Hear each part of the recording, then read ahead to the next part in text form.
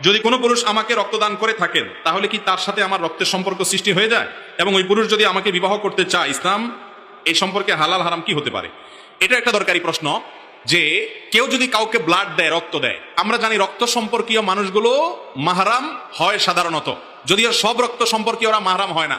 যেমন চাচাতো ভাই, একটা মেয়ের চাচাতো ভাই, সে তার রক্ত সম্পর্কীয় আত্মীয়, কিন্তু সে তার মাহরাম না, যার কারণে চাচাতো ভাইয়ের সাথে বিয়ে জায়েজ আছে। এটা হলো প্রথম কথা। দ্বিতীয় কথা হলো, রক্ত দিলে একজন আরেকজনকে রক্তের সম্পর্ক সৃষ্টি হয় না।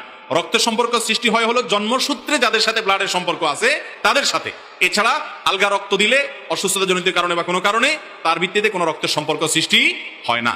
আর কোনো মেয়ের সাথে কোনো ছেলের বিয়ের জন্য রক্ত সম্পর্ক হলেই বিয়ে করা যাবে না, ব্যাপারটা তা না। মাহরামের একটা তালিকা আছে, 14 জন পুরুষ, এদের সাথে মেয়ের বিয়ে জায়েজ নাই।